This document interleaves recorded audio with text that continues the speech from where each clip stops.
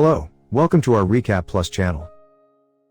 Today we will watch a recap movie is called The Grand Budapest Hotel, released in 2014. This is a spoiler content video. So please turn on the subtitle and let's start the story. A young woman walks into a cemetery in the Republic of Zubrowka, a place said to have fallen on hard times. She passes a bench with 3 men singing and then approaches a memorial with several hotel keys attached to it, dedicated to a man known only as author. The woman puts a key on the memorial and then takes out a book titled The Grand Budapest Hotel. 1985, we meet the author in his home as his grandson runs around firing his toy gun. The author addresses the audience and begins to tell the story behind his book as it was told to him in a very unexpected way. 1968, in his youth, the author travels to Zubrowka, a place that has been devastated by war. He ventures up to the Grand Budapest Hotel, which was once well renowned. It seems very few guests apart from the author and several unnamed patrons. One day while chatting with concierge M Jean, they happen to see an old man sitting in the lobby by himself, looking rather sad and lonely. When the author asks who he is, Jean informs him that the old man is M Mustafa, the owner of the hotel. It is widely known that Mr. Mustafa has procured many other fine lodgings throughout the world, but Jean surprises the author when he explains that in the Grand Budapest, he occupies a small servant's quarters. However, their conversation is interrupted when a man in the lobby begins choking. As Jean rushes to help him, the author returns to his room, via the elevator. As the days go on, curiosity about Mustafa continues to haunt the author, until they chance to meet in the hotel's bath. Mustafa invites the author to dine with him that evening. When they meet again, Zero begins to tell his story. Part 1, M Gustav. 1932, Zero starts off his story in his teenage years. We first see Zero assisting other members of the Grand Budapest Hotel, at the beck and call of the legendary concierge, M Gustav H., as they prepare a meal for the concierge and an elderly woman known as Madame D.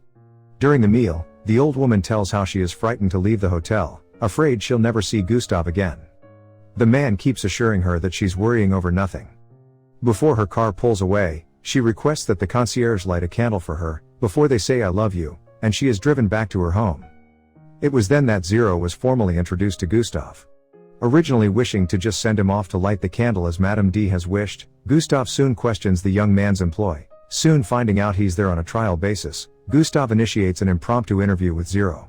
Despite what Zero begins telling him, Gustav determines that the boy has no hotel experience, education, or family. When asked why he would want to be a lobby boy, Zero replies, "Who wouldn't, at the Grand Budapest Hotel?" Gustav is pleased with this answer. Zero asks him if he was ever a lobby boy. Gustav merely replies, "What do you think?" With Gustav acting as his mentor, Zero works at the hotel just as quickly and efficiently as everybody else. He never misses any detail to ensure the guests are perfectly pleased with their visit, taking all the tips Gustav gives him to heart. As for just who owns the Grand Budapest, the identity of the hotel's owner is a mystery, but it is well known that the owner sends an emissary, Deputy Kovacs, to the hotel to check up on business. Zero also learns that many of the hotel's most special guests would come for Gustav. It became well known that the man would sleep with several elderly blonde women with insecurities and a need for attention. During this time, Zero would come to meet the love of his life, Agatha, a baker with a distinctive birthmark on her cheek who works at Mendel's, Gustav's favorite pastry shop.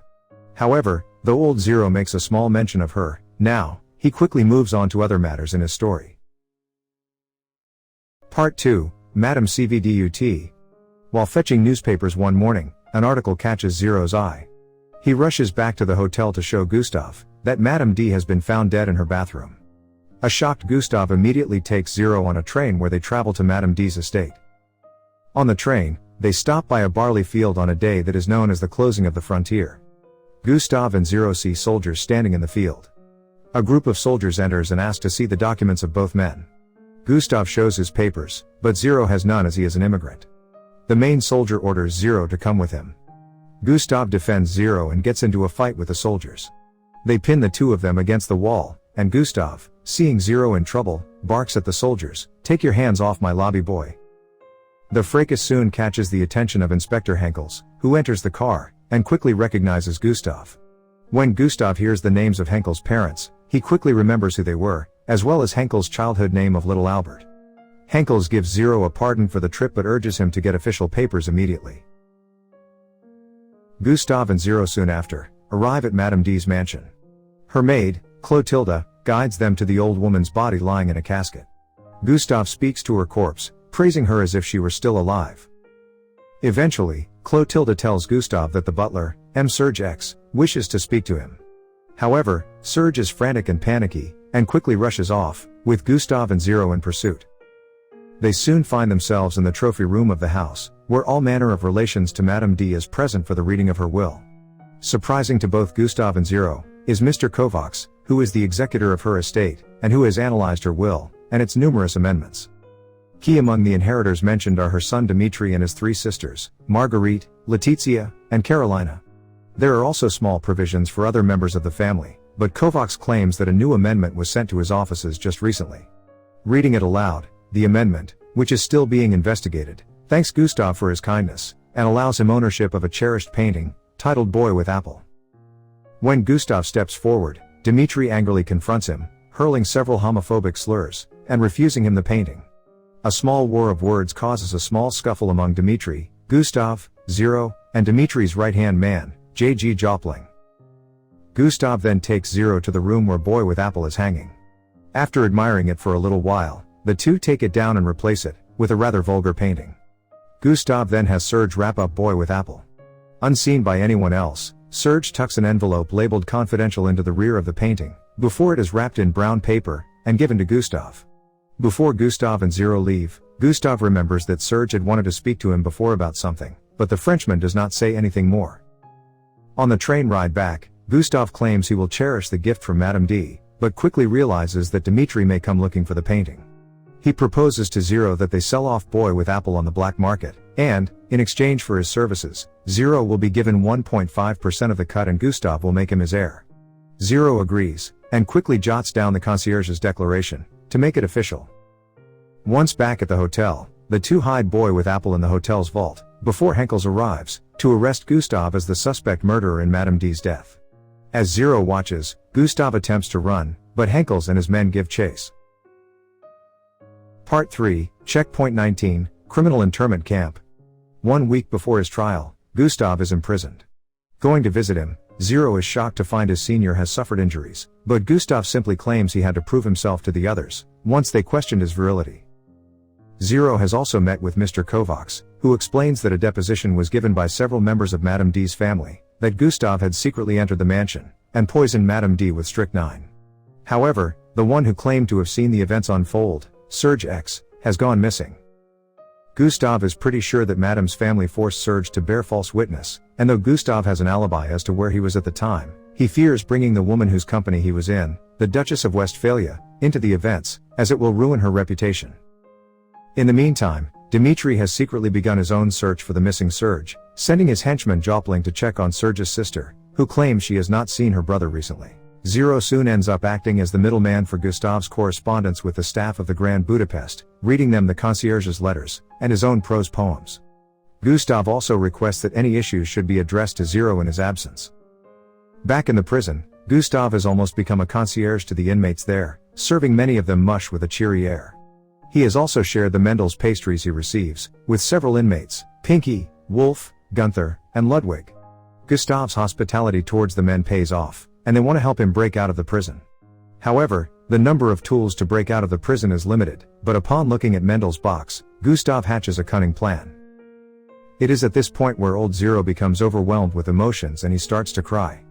He explains to the author that talking about Agatha makes him emotional. Old Zero then stops his main story and gives some background on his and Agatha's relationship, of which even Gustav was privy to, though seemed to also flirt with, much to Zero's ire, even interviewing the young woman to see if she was proper for his lobby boy. Returning to the story, Zero worked with Agatha, to place specific tools, baked into several pastries sent to Gustav. This fashioning of them to look like baked goods fooled the prison guards and allowed Gustav and his comrades the proper tools to attempt their escape. In regards to Madame D's will, Kovacs is of the mind that something is missing from the paperwork, and that along with the disappearance of Serge, the executor asks Dmitri and his sisters to bring the local authorities to look into the matter, of which Dmitri quickly refuses to do so. Dmitri simply seems to want what he feels is owed him, while Kovacs is of the mind that he must follow the instructions his former client laid out, and proceed in an honest manner. This retort is met with Dmitri storming out of the room, and Jopling throwing Kovacs' cat out the window to its death. Later, Kovacs collects the cat's body and boards a trolley but soon finds Jopling following him. Kovacs attempts to lose the bodyguard by ducking into the Kunstmuseum, after quickly disposing of his dead cat in a trash can. However, as he attempts to leave out a rear door, Jopling stops him, slamming the door, severing 4 of the man's fingers, before murdering him. Kovacs' absence is felt the next day at the Grand Budapest, when a note is received from his office, telling him that his usual visit has been cancelled. As the time for Gustav's escape draws near, Zero tells Agatha about Boy with Apple. Fearful that he and Gustav might be caught, he gives her the necessary information to remove it from the hotel's vault, information which she reluctantly takes. At the prison, Gustav and his fellow inmates begin to put their plan of escape into action. Aside from a noisy prisoner who sees them escape, who is quelled by an inmate whom Gustav gave much to, the group finds their biggest obstacle in an underground hatch, which is occupied by several guards playing poker. Gunther sacrifices himself for the group, killing the guards, but dying in the process. Finally, the remaining men reach the outside of the prison with Zero waiting for Gustav. Ludwig, Pinky, and Wolf part ways, overtaking a nearby bus. However, Gustav soon grows upset at Zero when he finds the lobby boy has not procured a safe house, spare clothes, or brought his favorite cologne. Gustav then angrily lashes out at the boy, criticizing his culture, before the boy shames the concierge, by telling how his family was killed, forcing him to retreat and look for work on his own. Gustav sincerely apologizes to Zero, before the escape sirens blare, and the two make a run for it. In the aftermath of the escape, Henkels and his men investigate the breakout, but also find Jopling in their midst. Henkels also informs Jopling that Madame D's lawyer was found dead just recently. Jopling claims he was aware Mr. Kovacs had gone missing but claims he knew nothing of the man's death, before being escorted from the prison. After traipsing across the snow-covered countryside, Gustav and Zero find a telephone box. Once he gets through, Gustav then relays a special request to Part 4, The Society of the Crossed Keys. The society turns out to be an interwoven group of numerous hotel concierges. Gustav's message for help soon finds its way through concierges M. Ivan, M. Martin, M. Robin, M. Georges, and M. Dino. In the end, it is M. Ivan who retrieves Gustav and Zero from the countryside. The concierges have also learned through sources that Serge has sought refuge in a mountain range known as Gabelmeister's Peak.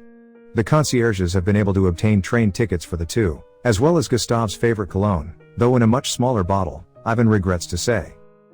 With Mr. Kovacs now deceased, Dmitri attempts to go over the remnants of his mother's will. It is during this time that the painting Boy with Apple returns to his mind, and is the first time he has found it missing from the mansion's study. Clotilda the maid then confirms that the painting was removed by Gustav. During this time, Agatha decides to retrieve Boy with Apple using Zero's information but grows wary when she hears footsteps approaching her room. The next day, Serge's sister is found beheaded, the missing body part in a laundry basket, most likely the handiwork of Mr. Jopling. Also near here, was a telegram envelope, with its contents missing. Henkel and his soldiers investigate and also can retrieve the telegram's information from the offices, which tell Serge's sister to meet him near Gabelmeister's Peak. Gustav and Zero attempt to rendezvous with Serge at an observatory near the summit of Gabelmeister's Peak, only for several monks, to direct the two to a monastery high in the hills.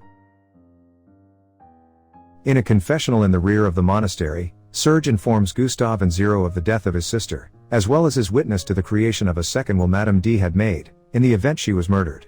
Serge explains that Dmitri and his family destroyed it, but that he, Serge, was able to obtain a copy of it. However, before he can tell where it is, Serge falls silent. Gustav and Zero soon find that Serge has been strangled to death, and see Jopling leaving out a side door. The two give chase down the hills, Jopling on skis, and Gustav and Zero on a sled. The wild ride through the snow ends with Jopling pulling off to the side, while the sled plows into a hill, sending Zero into the snow, and Gustav hanging precariously over the edge. Jopling attempts to loosen the icy ledge that the concierge hangs from, when Zero pushes the deranged murderer over the edge, to his death. However, their victory is short-lived, as Henkel is seen across the way, demanding the two not move. Gustav and Zero then take Jopling's motorcycle, amid gunfire from Henkel's troops. Part 5, the second copy of the second will.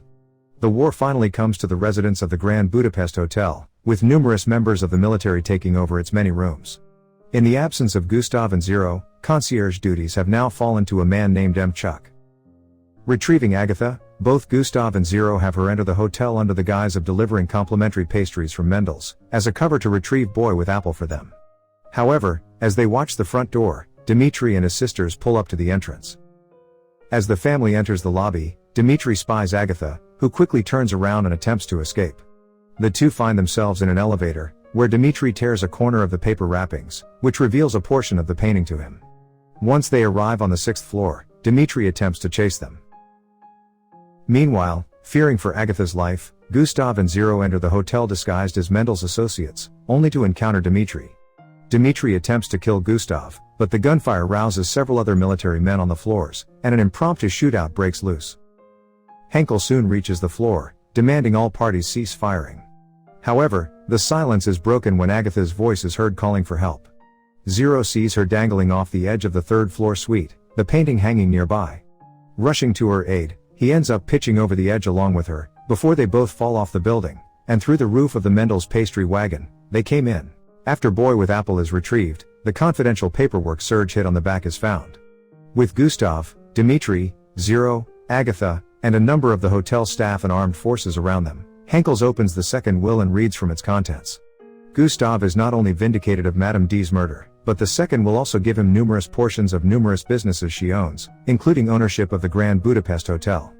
In a newspaper article, it is also mentioned that her son Dmitri has disappeared without a trace, and who was suspected of the woman's murder now. As old Zero continues the story, he notes that Gustav had almost taken on the same air as the numerous older women he pleasured. As well, with Gustav now having newfound wealth and financial freedom, Zero was then promoted to the concierge of the hotel. A scene is shown briefly of Gustav presiding over Zero and Agatha's wedding, but Zero tells that both his wife and their first child died shortly afterward, from a fatal disease. The story then switches to Gustav, Zero, and Agatha on a train. During this time, Gustav finally answered the question Zero had asked him some time ago, about if he ever was a lobby boy. The wealthy man says yes, but admits that Zero was a much better lobby boy than he ever was. During the journey, the train stops again in the same barley field as before, and several soldiers board checking for papers. While Gustav and Agatha check out, the soldier does not accept Zero's pass.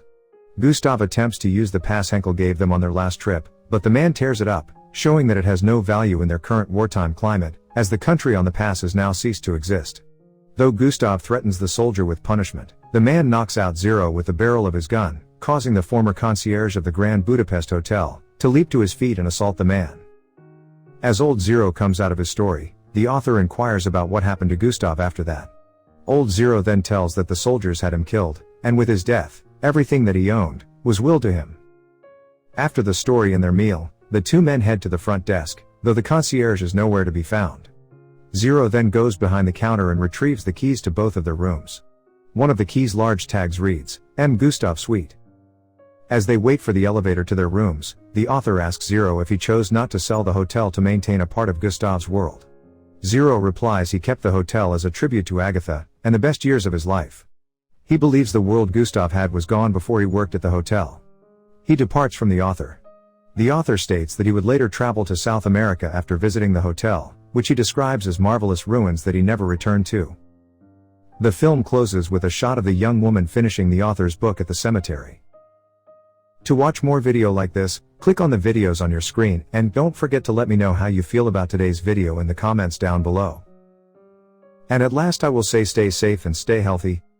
See you next videos.